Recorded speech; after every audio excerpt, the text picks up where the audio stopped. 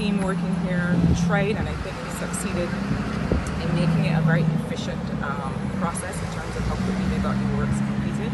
But it was to allow them, and obviously they're the technical people. I come into this learning a lot, but it was to allow them to do some very important things. One was to bring the water level for phase 2, which we completed earlier, which was over the other side of the park, for phase 2 and phase 3 in line.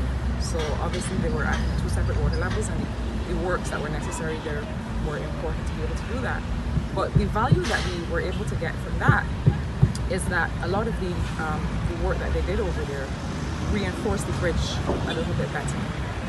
And so while there may be some inconvenience in terms of accessing the bridge, I think that I feel quite satisfied even just being able to look at it and see how they replaced some of the piles that were there with structures with a bit more integrity, then makes the bridge more secure, not just for now, but for the future.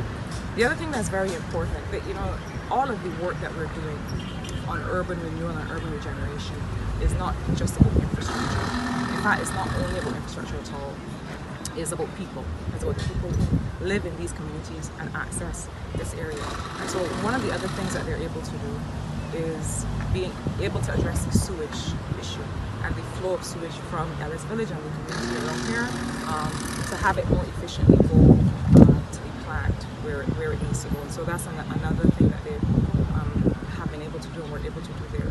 What I also was able to see this morning that I'm very happy to see is that they've also put in something that blocks the debris from the site from flowing further down the channel and flowing into the ocean ultimately. Now that was one of the concerns that was raised not only by residents but by wider Barbados. I'm very happy to see that they've put in a mitigating effect. If you look over there and you see the yellow barrier in the water, that's stopping the debris from the site from flowing any further.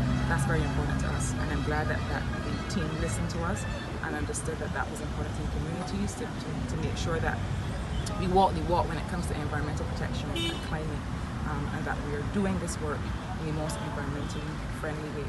What I also was able to learn this morning, was able to see, in keeping with the plan that we had, was that there's a boat berth further up from here, where boats would be able to, small vessels would be able to dock and move from. With phase 2, you may have seen that people started kayaking down the channel and so on.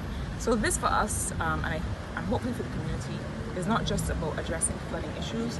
It's not just about making sure that the water is no longer stagnant and attracting mosquitoes and so on, but it's also making sure that there's amenity, that people can use the canal in a way that makes sense for them, in a way that they want.